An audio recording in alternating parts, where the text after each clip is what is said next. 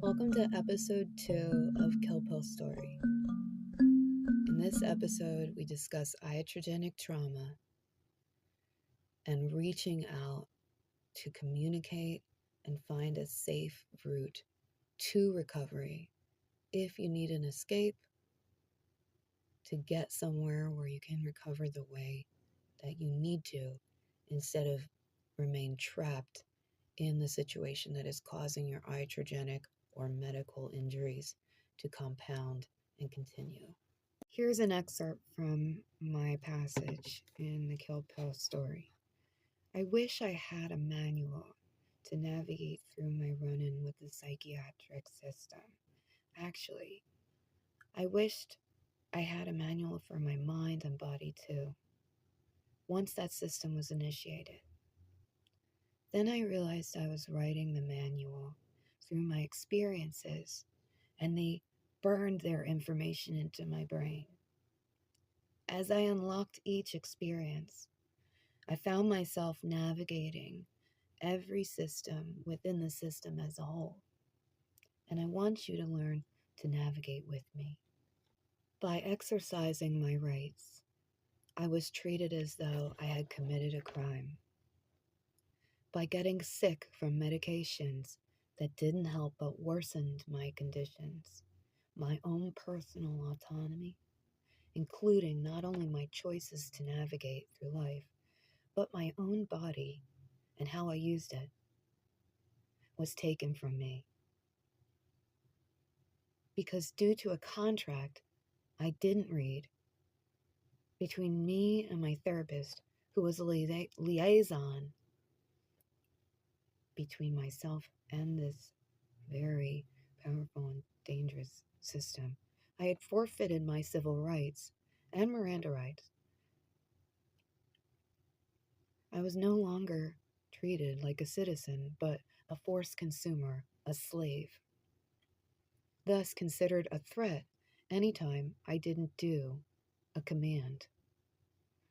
That line and many others, a threat to myself and others, a danger to myself, an unpredictable thing could happen, was used to control my every move, and ultimately I was forced to sit motionless or do whatever somebody told me, or I was punished for it. Often, so weak and so ill, I lay prostrate, too weak to stand on my own. I used objects like canes, doorknobs, or furniture to pull myself up and hold my body up and be able to stand or walk around. Sitting up was even difficult. Holding my head up, breathing, tolerating pain, and mental anguish were daily struggles. I was in a veritable coma, a stasis, a waking nightmare. And now I dream while I'm awake. I've learned to navigate. There isn't less control, intelligence, or physical ability after my recovery. If anything, there's just more information to work with. The dream I walk through is a reality, and my art and expressions come alive. I've been studying myself like an experiment, healing damage without adequate medical care or any medical attention at all, learning all the variables of my ever-changing environment, feeling my way through the dark. Imagine a faint purple-pink light over your figure.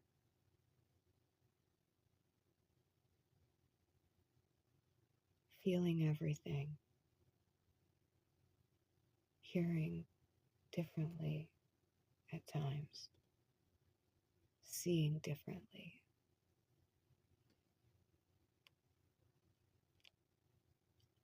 Only until recently, I haven't seen the bigger picture for what it really is. Journaling using myself as living proof and unlocking old memories, connecting them with current experiences, has provided a new perspective. As life manifests around each individual, we all spectrally extend out into our environments, changing what's around us. It was in seeing once again how others' influences manifest and synergistically combined with my own environment's adaptation that I realized we are all capable of this. That I remembered it was always happening. That I saw the power in what we can do, not just as individuals, but together. So my message that has been coming up again and again is I had, and many individuals had, their power removed when they were put through the struggle they were put through, specifically here, psychiatric abuse or illness or injury, iatrogenic trauma.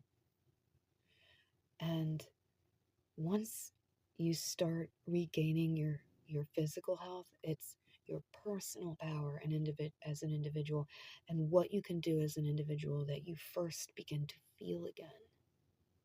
And that's the most important part. That's the core of it.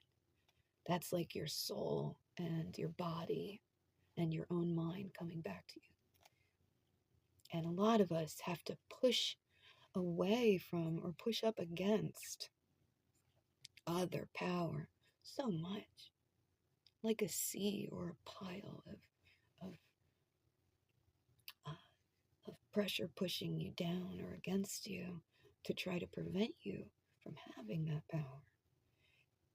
But once you can reintegrate yourself with your environment in that state of wellness and affect change within yourself and your environment, you can, in fact,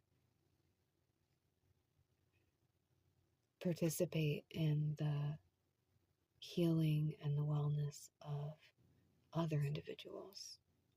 And together, synergistically, energetically, and through knowledge and the mind, that combining is what gives us strength.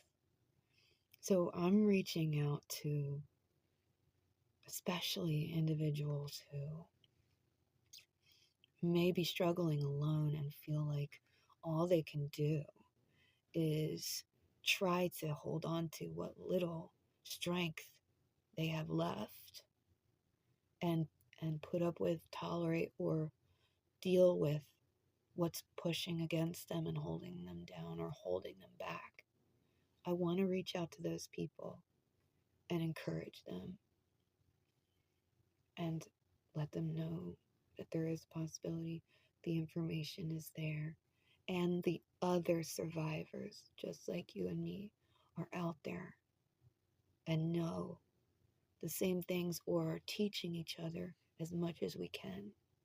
I also want to reach out to people who are successfully effecting change and doing things to help not only themselves but the the larger group that we are. And it's funny because we're a minority in a way, we're oppressed, but we're also a majority in a way because no matter what you look like, no matter how rich or poor, how old or young, the color or the country that you're from, you can be affected, and many are affected by psychiatric illness and injury and are suffering iatrogenic trauma or have suffered it. In this manual, I will recount various studies and experiences, dated, empirical data, the impacts of chemicals in food and medicine on the human population, as it is perceived through the research and experiences of one individual test patient, myself. Just one living experiment, just one more guinea pig. And modern alchemy combined with all variables, including technology and its psychosocial and biological influences on the human body. But first, what steps did I take to successfully regain my motor functions, recover my physical and mental health, and then regain my basic human rights as a civilian and as a human being? I remember the doubt and fear, it crippling and killing so many people. Some were my friends. Some are still suffering. Many are hoping for a way out, a way through it, but they don't believe they can. They're asking and they're in pain, and so many voices are telling them no. But I found there are way more solutions than dead ends.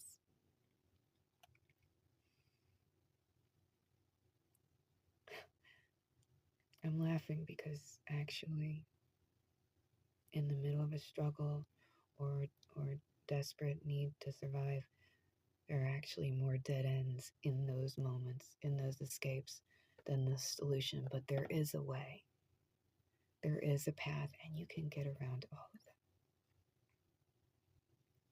In fact, you can even dig a hole and crawl under a barbed wire fence to keep going. So keep going. Don't stop there. Dig, crawl, climb through it, break down the walls, and navigate with me.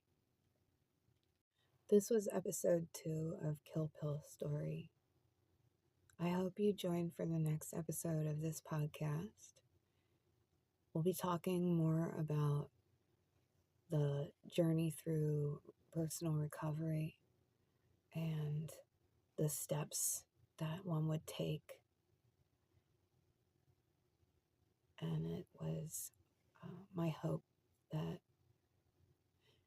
as many people as there can be can see and understand this and get the information they need.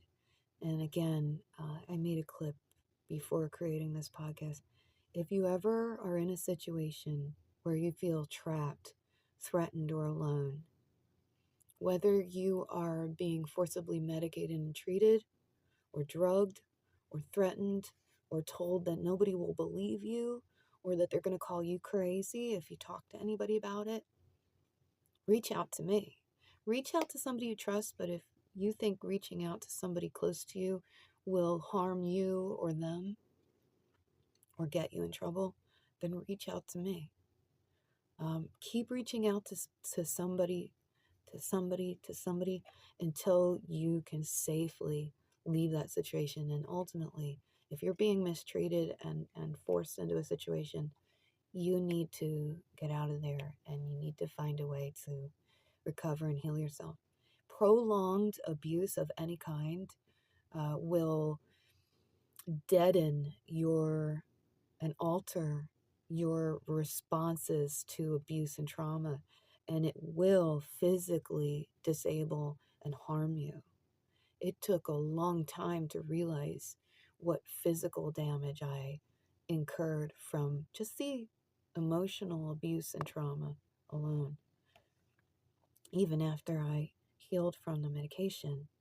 So again, reach out to somebody, and if you need an impartial or unbiased person to reach out to, message me, comment, and I'll try my best to help you find a safe route